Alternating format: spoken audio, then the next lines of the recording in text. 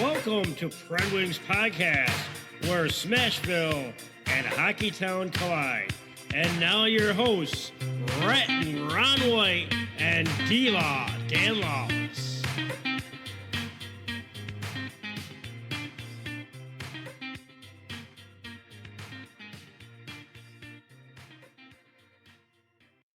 Welcome to Red Wings Podcast, episode 99. We're right there. Next week should be our 100th episode. We got some clips ready for that. We're looking back at our first 100 episodes. But you can get us on our social media, Red Wings Podcast on Facebook, Instagram, and X and YouTube. We're at Red Wings Pod. And you can listen and follow us on Podbean and catch us live when we record. And you can always email us at redwingspodcast@gmail.com. So other than, it's kind of a busy week. We finally get back into a show. But, it's the holidays, so things happen, and it's just a busy time of year right now, and so not really much other than that, not really much going on for me other than hockey. Me, I've been crazy. I tore my bicep, so we'll start with that. Again? No, just that one time. But no, sorry, I was just reading something I was online that we'll talk about here.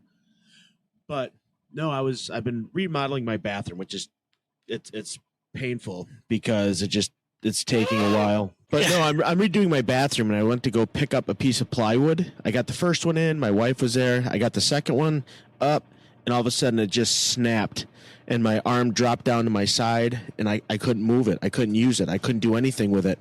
So my wife's there, and she's like, "I think you might have dislocated your elbow." And I was like, "I can't bend my arm." So she drove me to urgent care on a Saturday, and it was, they took an x-ray and they're like, "Yeah, your elbow's fine. Nothing wrong with your elbow. But we need you to go over to, over to urgent care orthopedic because we want to check out and make sure that you didn't tear your bicep or a tendon or a ligament or anything like that." So I go and they're like, "Yeah, we can't do an x-ray." So I get long story short, I get my MRI and I get the diagnosis that it was pretty much fully torn with a few strands attached to the tuberosity. So it hurt like hell I did this, a week ago, D-Law, I told you, a week and a half ago. 2 weeks, it would have been a week or 2 weeks ago. Yeah. It had to have been 2 weeks ago. But holy mackerel, it still hurts. I would take this. I would take my shoulder, D-Law, over this any day. I'd take 2 shoulder surgeries before I had to deal with this again. It's just very uncomfortable. Okay. No, I'm just saying, like, that's where my life has been. Like, I've just been I've been all over the place, and it's hard because my bathroom's taking longer than I want, and working like crazy, and starting up a new business. Like, it's just, I've got a ton of stuff going on, but I have managed to pay attention to the Wings. So with that, D-Law, why don't we get into the Beer League Minute? Do we have to? Well, of course we have to.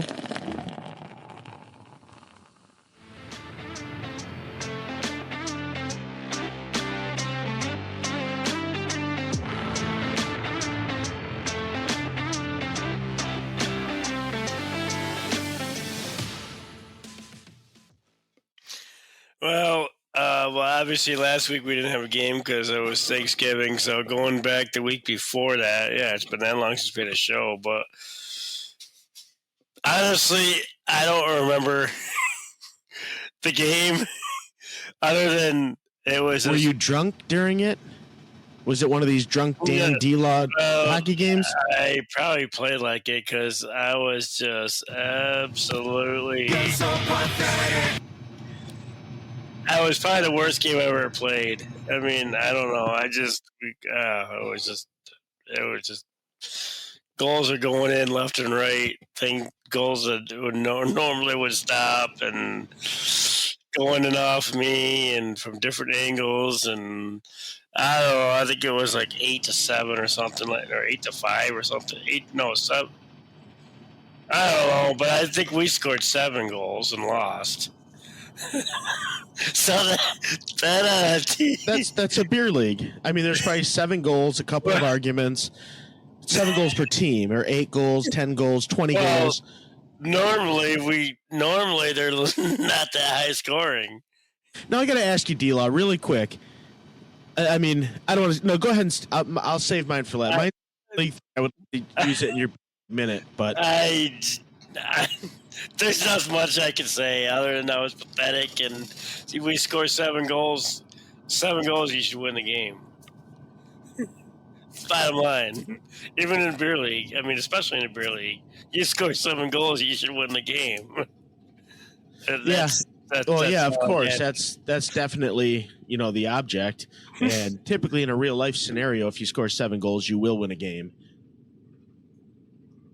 But here's my point that I wanted to bring up during your beer league minute, and I don't know if you've seen them online, but every once in a while I see these beer league things pop up on these random sites, and it seems like beer league is getting more and more violent.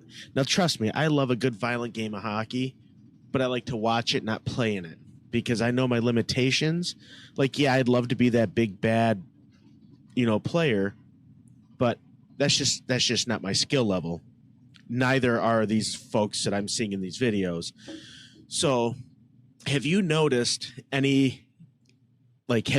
here locally that any of the beer leagues are getting, more fights?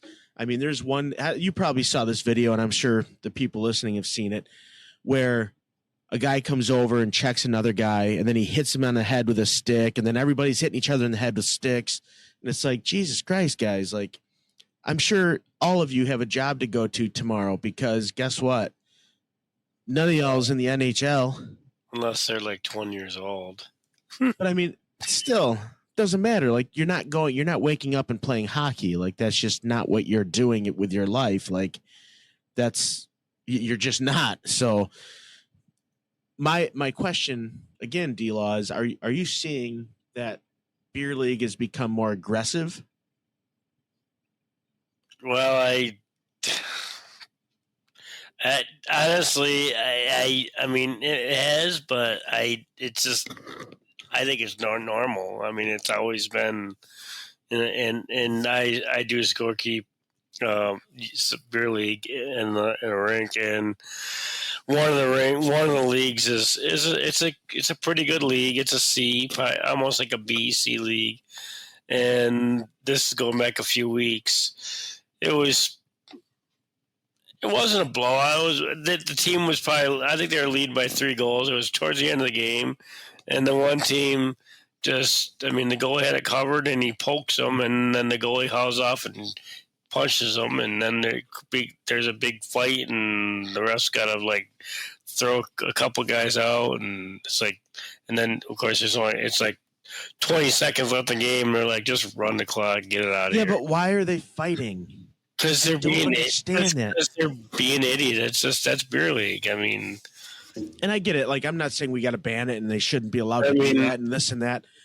I like the rough stuff. Like, I've been in the rough stuff where you push the face mask a couple of times, but you know what? At the end of the game, you still shake hands and you still go up to the bar and have a couple of drinks. But when you're swinging sticks at each other like uncontrollably, like, I am just not digging that. Like, I just don't see, like, that's like borderline assault, like, just not even worth doing.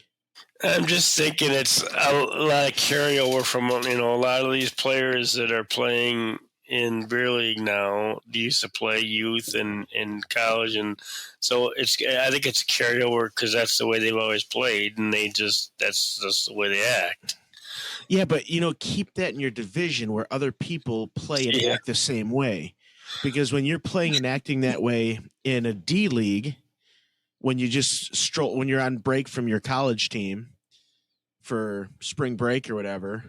Well, I mean, these are like guys that are already graduate from college and like they're adult, 30-year-old people. It's like, if you've played at that level, then act your age. Like, it's good to John. Like, have fun, John. Like, Jesus, that was one of the funnest things that we used to do, is just keep John and John and John and John and John. Like, it's fun. That's fun.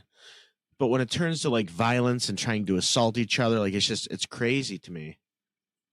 But anyway, we've spent enough on that. We've beat that down. I just think that I've seen an uptick of it. And again, maybe it's just what I'm seeing and being fed info on. But, it's just crazy. Like, that whole concept. Just, guys, you got to work tomorrow. Go out there, have a good laugh, get a good skate in, get some conditioning, and go the hell home. Maybe the Wings need to start acting like that a little bit. No, maybe the Wings got to go find some beer league guys that are, piss asses that just want to fight people. Maybe that's what the Wings got to do. A few games anyway. So you start with the Islanders. This is before Thanksgiving. The 21st, I believe it was. Yeah, that's a long time ago. I mean, they won the game. So let's be happy about that. Berggren got a goal. Raymond got a goal. Overall they played well. They stuck to the Islanders well. They played them right till the end. I mean, it was a great game. Gave up a penalty, late in the third period, and as we know, their penalty kill, which I'm going to go on a little rant, D-Law, but their penalty kill has just been atrocious. But they didn't give one up in this game, which is good. But yeah, they come away with a victory. We'll take that. Like I said, it's always good to see your younger guys getting those goals. Like I said, Berggren and Raymond. Larkin set that whole thing up. Larkin's such a backbone to this team, and I think a lot of fans kind of I don't want to say take him for granted, because he's not talked about like your, Tkachuk's. He's not talked about like your, obviously your McDavids, your Matthews, your Stamkoses. But I think he deserves a little more respect. Like, watching the kid play, he's all over the ice. He flies around. He's a guy that just gives 100%. Like, sure, could he have more skill level? Could he be a little bit bigger, a little bit stronger? But the kid's got it. He gives it his all. So it's nice to see the captain get some points and keep that going. Got his 5th assist on the season. Like I said, the Wings come away with a win there. And then we go into Boston. This game pissed me off, D-Law. And I'm going to tell you why. Boston is a dumpster fire. I have been saying it for the last couple of years. They've been playing Ghost about it. But Boston is in a position where they have given away all of their draft capital. Boston has given away all their draft capital trying to bring these players in. Then they don't pan out. They've had no draft picks, and the players haven't done anything. They brought in what? O'Reilly for a couple of, was it O'Reilly? No, not O'Reilly. Oh my gosh, who did they just bring in from Tampa Bay? Help me out, D-Law. Well, regardless, they've spent the money and the draft capital to bring these guys in, and they just haven't produced. They haven't done anything. Last year I told a good buddy of mine, I said, this is your year. You have nothing in the farm system. You have no good draft picks, and you need to win the cup this year. Like, you have to get something to show for all these moves. Like, this is it. And obviously they fell short. They come out this year. They're a dumpster fire. Worst team in hockey. Like, they are just bad. Detroit comes out and lays a freaking egg. It's just ridiculous. First goal of the game is a power play goal for the Bruins. This penalty kill is god awful. They're the worst penalty kill in the league. They're terrible. They're at like 66% D-Law. 65.2, dead last. So they moved up a little bit. Hooray. So they went from like 1 out of every 3 goal shots. The Predators still have the number 1 penalty kill. Not that it does them any good. But I don't want to go in there right now. But it's just they're a dumpster fire with that. But I'm going to get to the pros of this game. Detroit was outplayed. They didn't look good at all. They actually looked pretty freaking terrible. But I will say this. That Lucas Raymond gets another goal. The kid was just given a contract. Like, he's trying to get there. He's working on it. And, he's showing his worth. But, it's just, I don't know. Lyon had a pretty good game. Didn't let any, he didn't, I don't know. He went 2 for 29, which isn't too bad. But, yeah, we've had our struggles.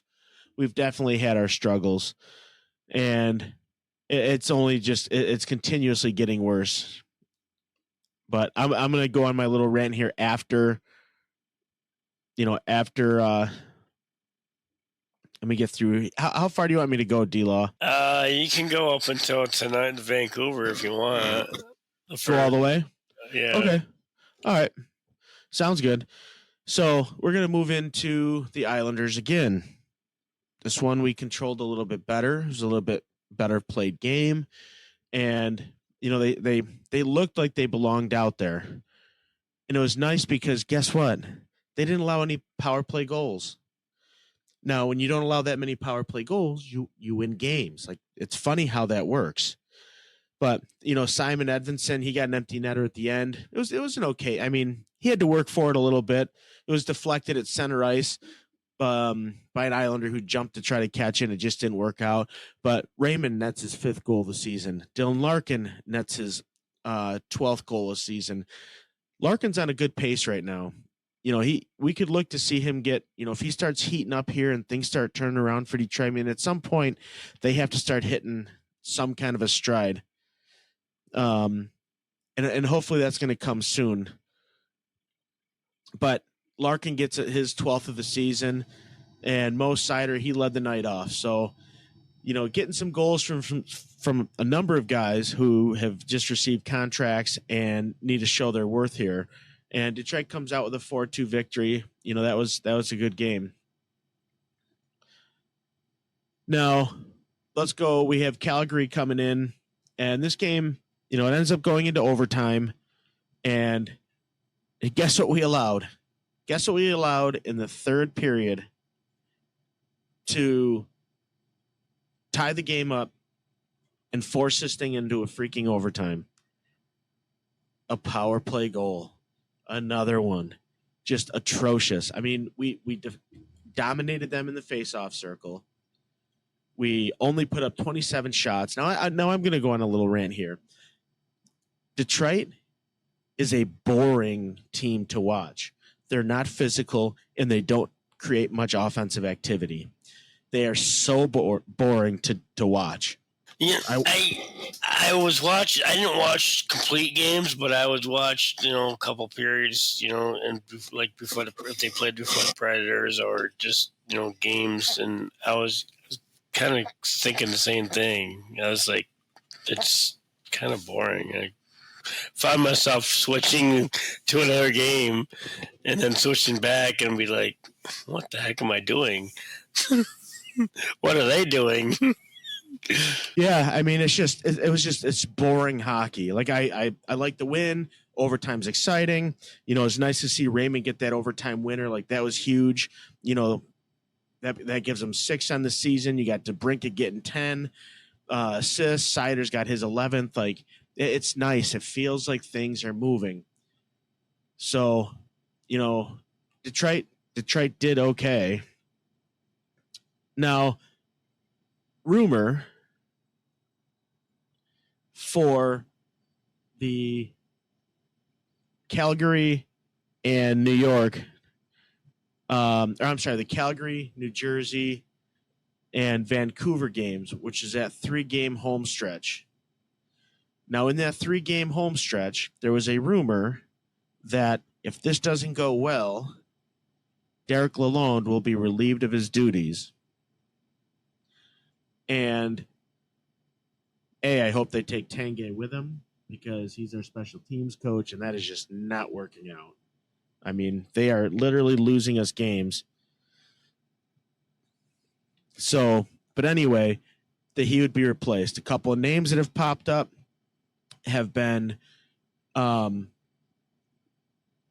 Fedorov coming out of Russia and Joel Quenneville making a reappearance into the NHL. So, but anyways, but now we've got our first win in that 3-game series. Rumors are heating up. If they can go 2 for 3, Lalonde might have just saved his job for the season. So let's invite New Jersey to the table here. We bring New Jersey home. New Jersey is a hot team. It doesn't matter. But Detroit jumps out to a 2-0 start. Raymond with his 7th. Tarasenko finally gets his 3rd. He's had a slow start. He gets a power play goal. Nice. Guess what Detroit gives up? Back to back. D-Law, take a guess. I want you to take a guess. What do you think Detroit allowed back to back here? Power play goal. You got it. Power play goal followed by a power play goal. You got 2 power play goals that have been allowed.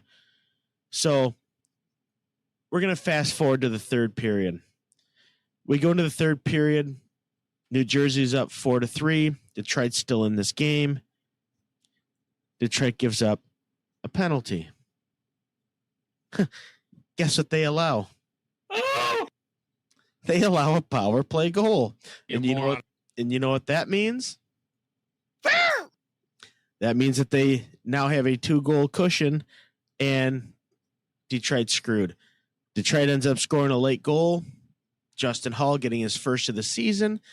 Detroit loses 5-4. 5-4. Now, if we had a penalty kill that could do anything, we win this game by 2 goals. We'll give them 1 power play goal because they are a hot team.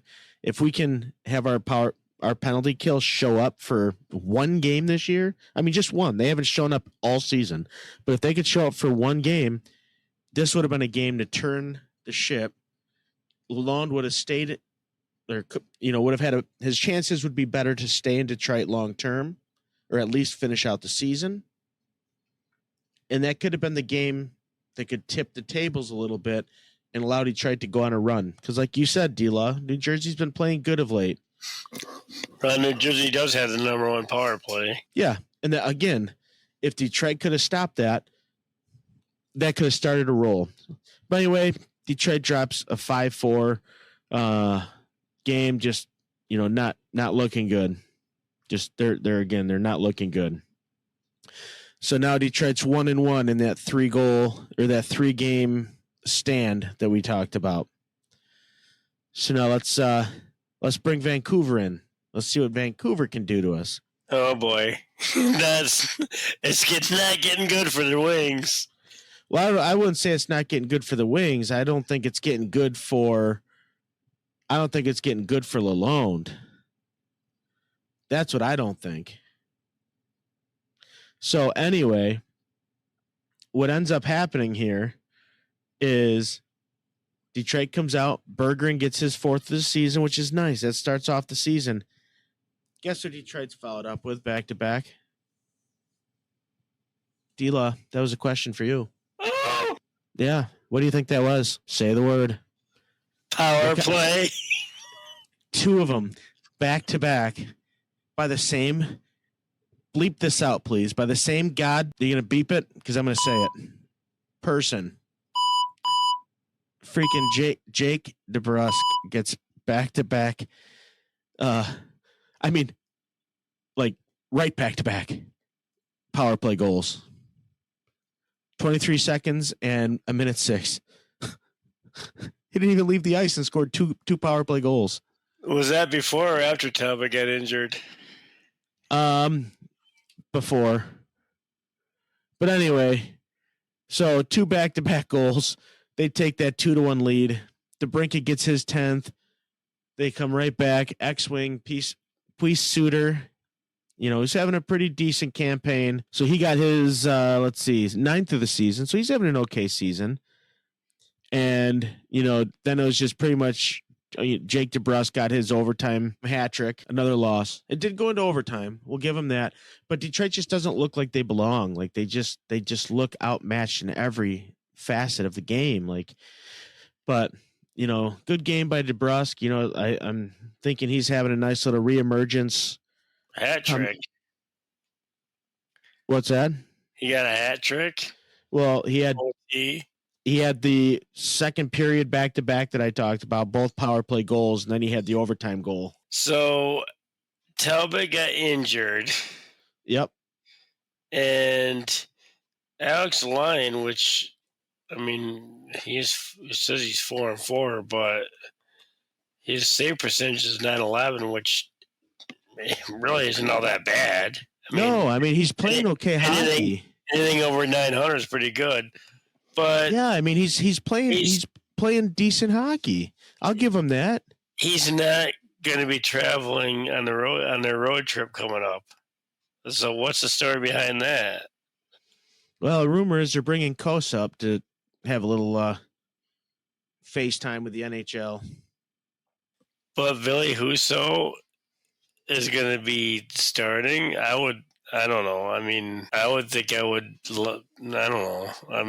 You're going to start Husso over Lyon? I don't know. I don't know what they're going to do. I know Husso's going to be. It's going to be Husso and Lyon.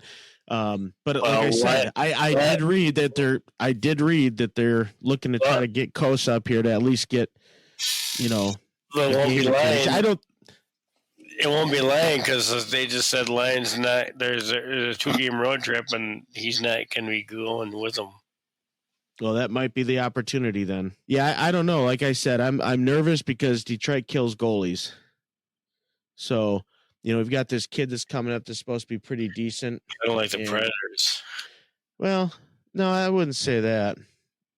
But, I don't know. We'll see. But yeah, that's sad. Now I'm interested to see what's going to happen with the Derek Lalonde conversations. I'm interested to see what's going to happen with, the front office pressure. Like something's got to give here, and it's got to happen soon. So, we'll keep an eye on that. Maybe next show we can talk about, where we are, because, for all I know, they could be having a meeting right now. Well, they're kind of in the same situation as the Predators. So I can't figure you guys out. You're not the only one. I can't. The fans can't. I don't even think the team can. It's got to be a coach. Look at who Trotz brought in. Like, he didn't bring in bums. I just don't see Stamkos, degrading that fast from one season. He had a pretty good season last year, and all of a sudden he's not doing diddly. I don't know. I think it's a coach. Maybe it's a system. I thought it was an Who sets that, though?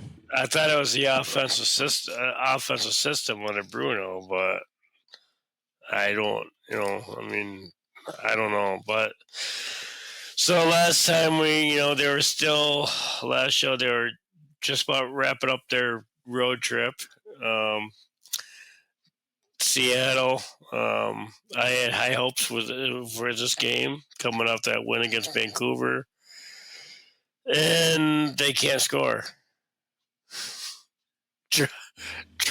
Guys are really struggling in that category. It's the same thing every year. They just can't score. They, and then they return home from that long road trip, and they actually play pretty good against Winnipeg, who's the hottest team, in the league right now, and they pretty much, Winnipeg's been scoring like mad, and they held to one goal. Saros was actually a really good game in that game. They did manage 4 goals. But then I don't want to talk too much about the New Jersey game. They dropped that one. They actually had a lead. It was in New Jersey. They actually had a lead in this game. But they just let Nico Hischier take over. He had the hat trick. That was actually his first career hat trick. It was a national hat trick in the second period, and the second period has just not been good for the Predators this year. You know what's kind of sad? You know what I hate the most, D-Law, not to hijack this, but when your team is looking to make that turn, and the Predators are very capable of making the turn. I mean, they can make the turn and still have a good run to the postseason. I mean, that's not out of the question. But as a fan, it just really sucks when you're watching a game. It's like, oh my God, they got the lead. Maybe this is going to kind of start that winning streak that they so badly need. And then they give up the lead. Yeah, and they didn't. They were on the road in New Jersey. He was playing a really good team, and they, like I said, they had a number of power play, and they did give up a few power plays, and I'm not sure how many power play goals they had. I can't remember, but they didn't play. Being on the road, especially against New Jersey, who's been scoring goals. They needed they play that boring road game, kind of like, I think that's kind of like what Red Wings are trying to do, except for a lot of times it doesn't work. Just play that boring road shutdown team and try to win games, 2-0 or 2-1, real low scoring games. And they let you take away Hischier and it's a 2-2. So I mean, I don't know.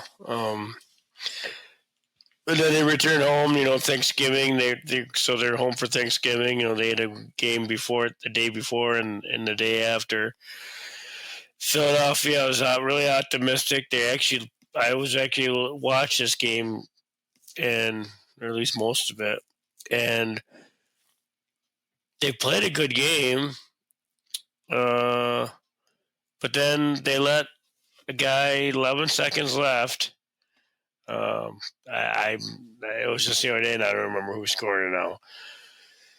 Skated right down the slot. 11 seconds left. You had the lead. 11 seconds left. You let him skate right down the slot. It was a nice, beautiful tip. Tied the game 2-2. And then what happens in overtime? They lose it. And it's just like, you can't even fault the goalie. I mean, I believe Saros did play in this game, and he was making some great saves. They played a really good game, except for the last 11 seconds. And as an NHL, I mean, you don't do that in beer league, let alone NHL. I mean, they just let him. I keep saying it, but it's just like, that's the most dangerous spot on the rink is the slot area, and you're just gonna let him skate right in. I don't know where their defense was. And then, of course, I didn't get to see this game Friday night, or I didn't get to see the last 2 games, actually. It's probably a good thing. 2 back-to-back overtime losses, 3-2. Not sure if they were leading at all in those games, but I didn't get, I didn't see. So, luckily they got 3 days off before they played Toronto on the 4th. So, I don't know, maybe a little reset, but it's just, another overtime, yeah, you get points, which are good, but, right now you need 2 points, you need wins, and I don't know. I don't know where this team is heading. The fans are getting upset about Stamkos. Stamkos is frustrated because he said some things in the media. I just don't. I don't know. And then they traded Philip Tomasino to Pittsburgh for a 4th-round draft pick. He's been a healthy scratch. Why they didn't? I mean, he's last year he's played some. He's gotten in the lineup and he scored some goals. I mean, he's not going to put probably not going to put 40 goals in for you right away, but he'll probably chip in 20. And what's he doing with Pittsburgh? I don't know if it was his first game in with Pittsburgh. He scores a goal. I mean, it just. I don't know why the Predators didn't give him a chance. He's been out. We don't know about the locker room situation. Maybe he wasn't a good locker room guy. Maybe he wanted out and it just didn't come out that he wanted out. I mean, there could be a number of different factors, and maybe he just found a system that fit him. Maybe he found a culture that was good for him. But when he was in the lineup with the Predators, even last season, he was doing pretty good. But I'm thinking, I'm wondering if he had a little beef with, or if Bruno has a beef with him. Yeah, I mean, he was a healthy scratch, and he had, he had 7 goals last season in 41 games. So, I mean, but he had 20 points. So, but he, going back to 21-22, he had played 76 games. And then the next year today, he played 31. And then last year, he played 41 games. So, and then, he had played 11. I don't know what he played. He played 11 this season, but he didn't. He was a healthy scratch for most of the season. So I don't know, but and then they went and traded Wedgwood for Colorado's kind of a rookie, or not a rookie, a younger goaltender in Noonan. He's 24. Wedgwood is 32, I believe. So that, and Noonan, when he played with Colorado in the games he played and that I've seen him play, he actually looked pretty good. So we'll see what he does in Nashville. So, hopefully, I don't know why. I don't know. Again, not sure why they would trade Wedge. I mean, it's obviously not Wedgwood's fault. It's not Sarah's fault. The Predators just can't score. And, I mean, looking back at the last few games, he lost 3-2 in overtime. I didn't see those games.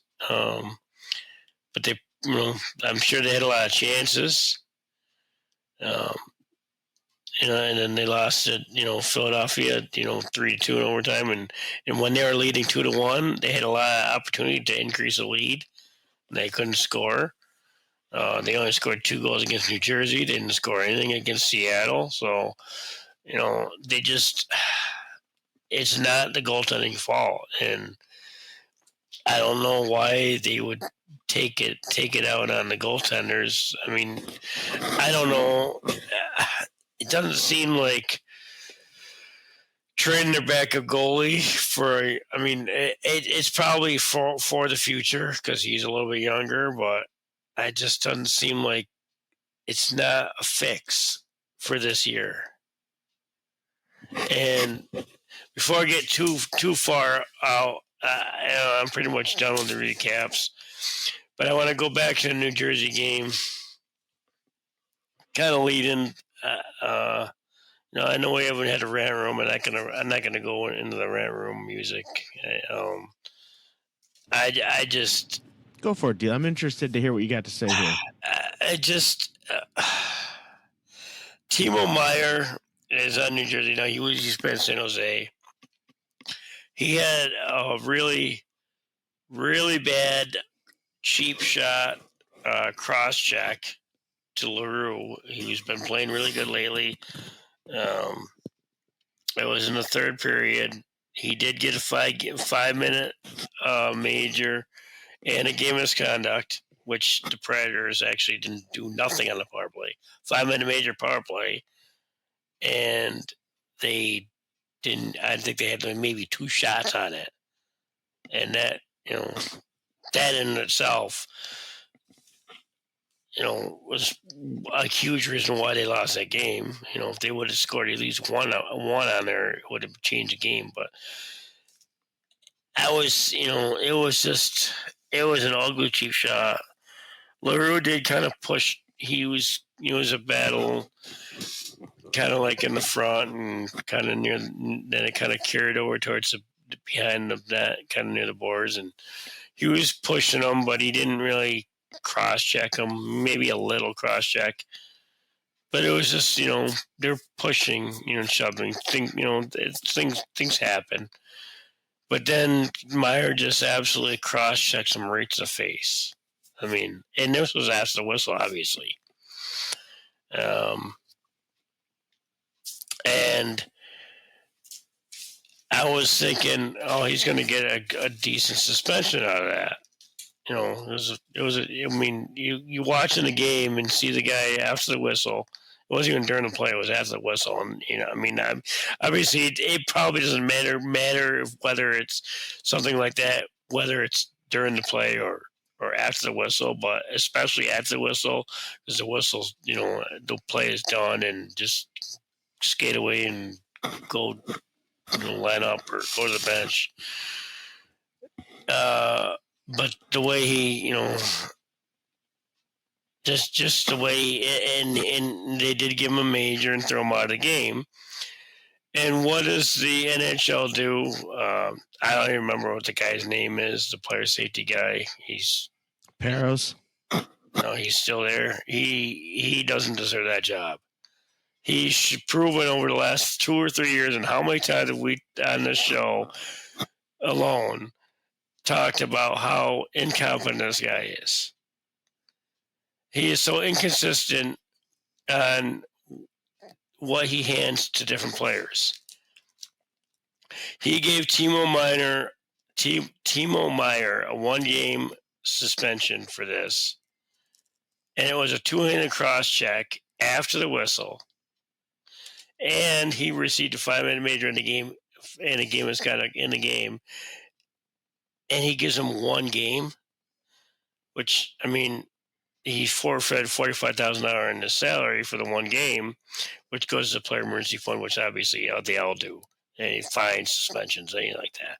Yeah, he has no history. He's only got 1 fine, but I mean, that shouldn't matter in this situation. I mean, yeah, he's got no history. He's got 1 fine, but this was a 2-handed cross check to the guy's face, and yeah, that's pretty brutal. And to compare him with some of the other incidents this year that I'm sure we've talked about. Tanner should know. Oh yeah, your old buddy.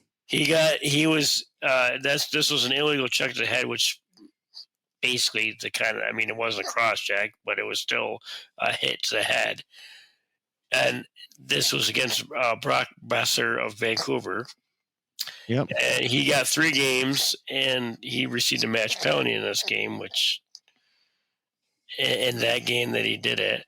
And then Reeves, our old buddy, I mean, he's got a pretty good history anyway. He was suspended 5 games for the same thing that Chernow did, illegal check to the head against Edmonton, Darnell Nurse. He received a match penalty that time. Matt Steinberg, he received 2 games for charging Eric Chernak, who's on Colorado, I believe. He received a major penalty and a game misconduct. So, I mean, right there, you got a 3-game suspension, a 5-game suspension, a 2-game suspension, and then Timo Meyer 1-game suspension, all pretty much basically for the same thing. I mean, it just, I don't understand where this guy is coming from. I don't understand. I don't know. Where does he base his decisions on other than the history? And you can't go I by don't know. you I'm not can't sure you, I'm you, not sure how he does any of it. you can't even go by the history. I mean, yeah, if the guy has a history, the guy doesn't have a history. You need to base it by this incident. I don't care if he's got an incident. I don't care if he doesn't have an incident. You base it on this particular play hit that you're ruling on. I mean, yes, maybe you're a little lenient on the fines if he doesn't have a history, or if he's a repeat offender like Marchand. I don't think he Then is. but I don't understand where he. I just don't understand how he comes up with these. Is it him, or is there a guideline, an NHL guideline? I'm not sure. There's got to be some kind of discussion about it. To me, this Timo Meier should have been a minimum of 5 games. Yeah, I'm not sure. Not sure how they decide all that. And the NHL, it's been inconsistent for years. And the NHL is supposedly trying to do away with the high hits, the head hits. Now, they keep saying that, but to me, there's nothing proving that they're just mouth. They're saying, "Oh, we're going to get rid of head hits." Well, you're not doing anything. You want to get rid of head hits? Punish them more. Give them 2 5-inning majors in a game, and then suspend them 10, 15 games, or fine them. Then again, if you suspend them, take away their salary, obviously, because I mean there's some suspensions where they still get paid, and some suspensions where they don't get paid. But maybe they don't want it. Maybe they'll be like, oh, okay, yeah, so I sit a game or 2 or 5 games. Yeah, big deal. It's a long season. I'll rest. So good for me to rest. But really hit them in the pot, in the money, in the wallet. Give them heavy fines. Maybe then I don't maybe know if that'll change anything. To be honest with you, D-Law. Yeah, maybe they don't think about that when they're on the ice. I don't know, but I just don't. I mean, in this situation, it was at the whistle. I mean, I don't know. I don't know what these guys are thinking. I mean, so a guy pushes you. You push back, but you don't cross check him in the face. He knocked. I believe he knocked a tooth out. Yeah, I think he did. A couple. But yeah, I'm done with this topic. I'm sure we'll talk about it more. I'm sure it'll come up again. Some other player. I don't know. Yeah, I don't know. But I mean, I don't know if we talked about last show. When Boston had fired Montgomery. I don't remember if that happened No, that was after. Okay, so he got fired, and then I mean, he had to take the fall. Somebody had to take the fall. They were in pretty deep trouble. So I think they got an interim coach right now. But Montgomery ended up, I think it was like 2 days after he got fired, got hired by St. Louis, and it's kind of funny how I didn't think St. Louis was all that. I mean, they were bad, but they weren't like as bad as even the Predators. Well, maybe the standing wise, but it seemed like come out of nowhere. Joe Sacco took over the bench. Okay, so he's probably just an interim, but it's like St. Louis is just. It's almost like they were just like waiting for Montgomery to get fired. Because as soon as he got fired, all of a sudden they bring Montgomery in and they fire their coach. I mean, it's just like there was no warning. I don't follow St. Louis, so I don't know. Maybe I don't remember his coach, the name, the old St. Louis coach they fired. I don't remember his name now. But yeah, so Montgomery, and it seems like he's turning them around. Let's see what St. Louis been doing lately. They're climbing up a little bit. They just had an overtime win. They're 4-4-2 in their last 10. So I guess they're starting to turn it around from Montgomery. Boston's definitely turned it around after firing Montgomery, and I know I just mentioned in that little rant about me and Timo Meyer, how it was who was it that injured Besser, but I think it was. So he returned. He missed 7 games. It was Jeannot that hit him. So he missed 7 games, and Jeannot only got 5. So maybe that's another thing. Maybe he suspend players for the amount of time that the guy that injured is out. So Besser, he missed 7 games and he's back, and I believe Matthews is back from his little injury. Ovechkin, last show we were saying he just got injured. He was on a record pace, so obviously he's still 26 behind the record. But we'll see what happens when he comes back. But he was out. He'll be out 4 to 6 weeks. He's got a broken leg.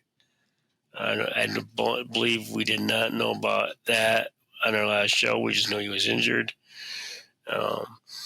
But one thing that's before the injury, Ovechkin is on pace. Well, he was on pace to break the record or get the record in 1,443 games played. Gretzky did it, his 894 in 1,487 games played. So this might change that a little bit. Oh yeah, it stings him a little bit. There's no doubt. So he might possibly still do it in less games played. Although, wait a minute, might possibly, because Ovechkin's played 1,443 games played. So he could still do it because obviously he's not playing. So we'll see what happens when he comes back. So hopefully he can continue his goal scoring pace. Not that the Washington really needs them right now because they're doing pretty good without him. Mm-hmm. And of course I had mentioned about Meyer with his only 1 game suspension, and I believe that's the only one we have only really come in kind of slow about that. Although Malkin and Zadorov got fined for something that happened in their game. The Bruins-Penguins played slashing and unsportsmanlike conduct. They probably just got slashed and didn't like it. Of course. So I don't know why they would even fine them for that. Zadorov was fined a penalty for unsportsmanlike conduct, and Malkin was assessed a penalty for slashing. So, not sure why they would fine him for that. That doesn't sound sounds kind of dumb, actually. I mean, it's just a plunge. I don't know. But that's pretty much all the stories that I got that I've seen. Yeah, no, you hit them all, D-Law. What else we got going on? I don't know if there's any rants or did you talk about your rants already? No, yeah, I whined and complained about everything I was going to complain about. I mean, Detroit's penalty kill is just atrocious. it's definitely time to make some kind of a change here. It's definitely time to shake something up because it's not getting better. I mean, I already beat this soapbox to death, but Detroit is just on a track to be pretty freaking awful, and we gotta figure out how to turn that around. So did you see Tockett? He's coached the Vancouver. This happened. I can't remember what game it was, but he called out some officials for ejecting Hughes, which is their star.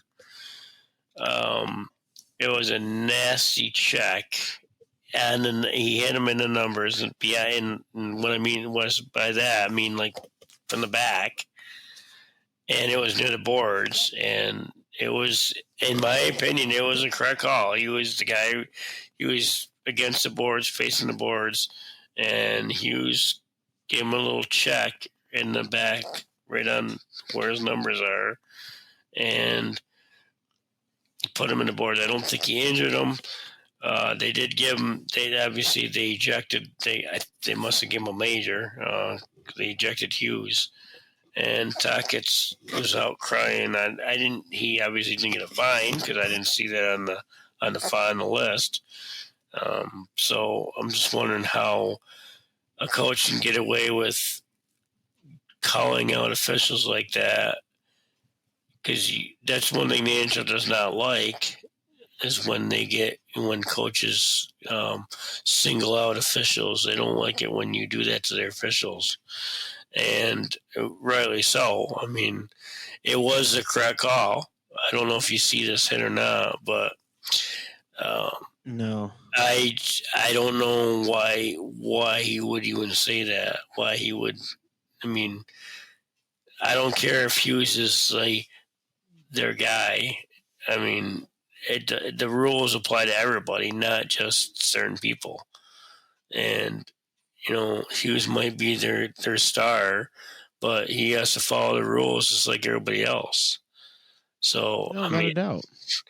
And I just don't. It was probably right after the game. He was probably so upset, but still, you're a coach in the NHL, and you need to. By now they know, and he's been around the league for years, and he played, and he's coached. And, as far as obviously head coach, but he also was assistant coach, and so he knows what to do and what not to do. And I just, maybe for his sake, he was just frustrated, after the game, and just, said some things that he probably kind of wished he didn't, although he did not get fined. At least I didn't hear that he did. So I just don't.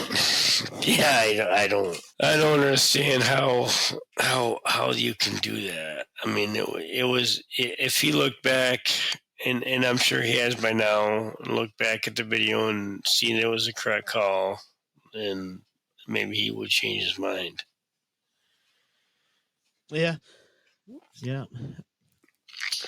I hate the inconsistencies. That drives me nuts. I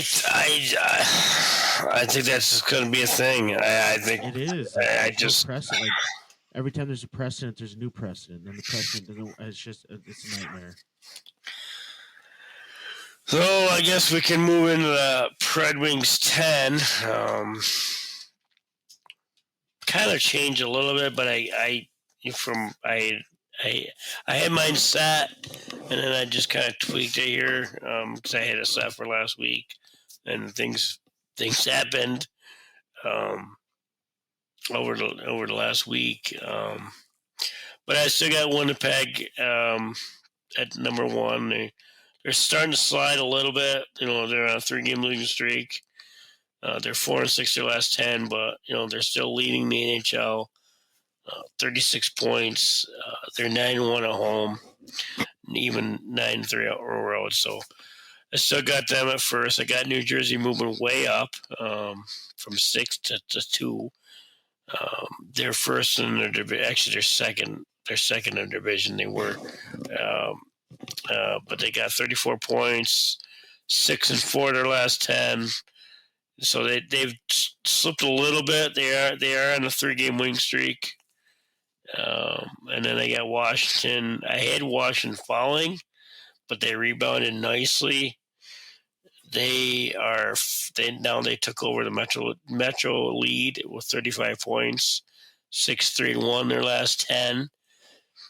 I actually got Florida falling a little bit because those New Jersey and Washington are hot right now. They're back in first in their division at the Atlantic, over New Jersey, who had briefly took their division. But they had lost 4, but they're kind of bouncing back. And I actually got Toronto moving in to the lineup at 5. They're sitting second with 30 points. They're 8-2 in their last 10, so they're pretty hot right now. Carolina at 6. They're third in the Metro with 31 points. They're 8-1 at home, and they're 5-1 in their last 10. I got another team that's brand new this week in the lineup, and the 10 is Vegas. They kind of quietly, moved in. They're first in the Pacific, 33 points. They're on a 3-game winning streak, and they're 8-2 at home, and then I got Tampa Bay. They actually moved up a little bit from last week. They are sitting 4th, even though they dropped a little bit. And then I got another team that's moving in to my lineup. Kind of surprised, probably Buffalo. Actually, the next 2 are probably a surprise. They dropped a little bit from last week when I put them in. They're sitting 5th. They were 4th for a little bit, but they got 23 points. They're on a 3-game winning streak right now. But their goal differential is a +4, which is they were a minus at one point. So they're improving. And then rounding out my top 10 is Boston. Because since they changed coaches, they've really stepped it up. They're now 3rd in the division, the Atlantic Division, with 27 points. And just the new coach. I know he's probably just an interim coach, but they're the last 10. They're 5-3-2. So things are looking up for Boston. We'll see if they can keep that going. And then obviously the Colorado, Vancouver, Minnesota, and Kings have all dropped out. The Kings Minnesota's still good. Colorado's still good, but I'm sure they might go back in. Vancouver is still up at the top. The Kings I've been kind of watching some of their games, and they look too inconsistent. Some days they look really good. It depends on their opponent. Sometimes they look bad. So I can't put them in, and I don't know if they'll be coming in anytime soon until they can figure this out. But the team of the week for me is Toronto. They were on a 4-game winning streak. Actually, they still are on a 4-game winning streak. And they're kind of, I guess they're on a 1-game winning streak right now, but they're 8-2 in their last 10. But so they're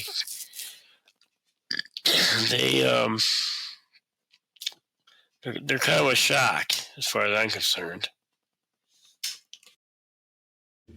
Yeah, I mean, for me, D-Law, looking at some of the different stats that are out there, I agree with some of yours. Some of yours that you have out there outliers to be like, yeah, Buffalo's having a good little run, but they're not going to compete against a New Jersey or Winnipeg. So I got to keep Minnesota and Winnipeg, interchange them at 1 or 2. That one doesn't even really matter to me. They both are playing really good hockey. They've really found their groove this year, and they're playing good. After that, I'm probably going New Jersey. again, they've been playing good. They're finding ways to continue to keep winning. They're a younger team. So, I'm going to go with them at number 3, followed by Washington. And you mentioned it also when we were recapping with Ovechkin. Even though the captain's out, they're still finding ways to win hockey games, which is huge. So just imagine when he comes back to the lineup. I think he's going to be I think they'll be a force to reckon with. And then I think I'm going to go with Vegas. Vegas has been playing some good hockey, followed by Carolina, and then I'm going to put LA at probably number 7 or 8, because I like the way Florida has kind of picked it up here recently. They're also at 15-9-1. But here's a team that I like is Dallas, because they're playing well. They're 15-8-0, but they've only played 23 games, so they've got 2 games ahead as of right now. And I'm gonna go Toronto. I agree with you also. I think they're playing really good hockey. I think they're another team that's finding ways to win. And they're just, they're playing as a unit. I mean, they're firing on all cylinders, and they look good. They're playing good, and they're creeping up in the standings here. And I think if they can stay healthy, just like any other team, I think they've got a really, really good chance to keep creeping up. I think they're a team that can. I think they're a team that can really put it on. I think they've got some players that still have some tread left on the tires that can contribute, like your Johnny Tavares. But I don't know. I just think that I don't know. I think they can. I don't know. I think Toronto's a team that they're always on the cusp, and they're always right there. They've been outed by Boston for the last several years to the playoffs. yeah. I mean, that's where they got to find it. But I think if Tavares has how much time left? I mean, he's 34 years old. He'll be 35 next year. I mean, how much tread does he have left on his tire? That's what you got to think about. And I don't know. But anyway, I'm getting into a Toronto talk. But yeah, Toronto rounds out my top 10. And just briefly for Milwaukee update, they're coming off a win against Rockford. They dropped another game to Grand Rapids. And they shoot us. So it doesn't seems like the Griffins have their number this year. I don't think Milwaukee's beat them yet this year, but they're sitting. They're sitting 10-4-1 and 2 shootout losses for 23 points. So their home record needs to get a little better at 3-2-0-1, but their road record is pretty good at 7-2-1-1. So we'll keep an eye on that and see what happens down in the farm. And I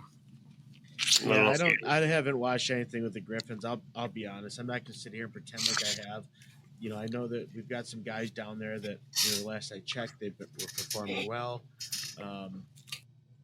So it's just maybe next show I'll have some time with my life to get more into the AHL side of things. Yeah, I haven't really been paying attention to Milwaukee either too much yet. So, but as far as the picks, let's see. For the Preds side, Seattle. Actually, I got Seattle and Winnipeg both wrong. You got Seattle correct and Winnipeg wrong. We both got the New Jersey game correct. We both got Philadelphia wrong. And we're split on Tampa Bay. I was right, you were wrong. And it was just a reverse for Minnesota. I was wrong, you were right. And then on the on the Red Wings side, Islanders in Boston, I was wrong. Oh, you had 1, 2, 3, you had 4 in a row right. You got Islanders, Boston, Islanders, and Calgary all right. The at New York. I really was hoping that they would beat the Rangers. The at New York game I was right, and then the Calgary game I was wrong. And then I got the New Jersey Vancouver right. You got New Jersey wrong. And you got Vancouver correct. So that leads us into this week's picks up until, I believe, the 8th. Next week is the 8th. So next show is the 8th. So looks like we're Preds are going on a little Canadian road trip. Toronto, Montreal, and Ottawa. I'm going to say a loss to Toronto. I'm going to say a win to Montreal because Montreal is like dead last. And they're bad. Ottawa's playing pretty good lately. I think they're going to lose to Ottawa. You know what? I'm going to think. I think I'm going to go the exact same thing, D-Law. I do. And then over on the Detroit side, we've got let's see who we got here. We've got Boston. I think Detroit's going to squeak that one out. And then we've got Ottawa. At Ottawa, I think we can win that one. And then I think we're losing the last two. I don't think we have a chance.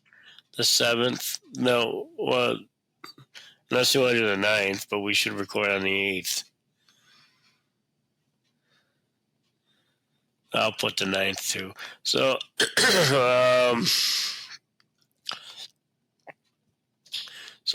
for the wing side, I'm going to say a win at Boston. Even though Boston's been playing pretty good lately, I think they're due for a loss, and I think Detroit will kind of find a way to get back on a winning streak or winning road or winning way or whatever. Ottawa's been playing pretty good. I'm gonna, especially at home. So loss to Ottawa and then a loss to Colorado, and I'll probably be doing this again next week. Who knows? But at Buffalo, I know Detroit hasn't had her good luck in Buffalo, but I think they'll find a way to win somehow. You really think? Yeah, Buffalo's kind of. I mean, I know I had them in my 10, but they're kind of. Last week they were doing pretty good, and it's just. What do you think they're due for a losing streak? Well, the last 5 days they haven't really been. You know, they're 5. Like I said, they're 5-4-1. Last week, when I had done my original 10, they were 7-3. So they've dropped a couple games since then. So, but as far as the overall, you got me on the overall 30-27 right now. 30 correct to 27. We're tied on the Preds side, and you got the edge on the wing side, 17 correct to 14 correct. So okay, I'll take it. Even though so we'll see. So that's pretty much pretty much did our previews, I guess. But I'm thinking that's pretty much all I got. Yeah, me too. I think we covered a lot tonight. But you can get us on our social media once again, Pred Wings Podcast, Facebook, Instagram, and X and YouTube. We're at Pred Wings Pod. And we're also going to do our list shows on Podbean. Listen, follow us. And our email is predwingspodcast@gmail.com. And tune in next week for our 100th episode. I got some clips all in here ready to go to play for our 100th episode. I got good amount of clips for next week's 100th episode. So it'll be kind of fun to look back on mainly season 1, season 2. I didn't really get that many for season 3. So, but it was pretty much the early days of our show. So it should be a fun show next week. Right? Maybe lead off with those. I don't know. Yeah, we'll figure it out. Let's just roll with it. But thanks for tuning in to the Pred Wings Podcast. Good night, Hockey Town. See ya, Smashville.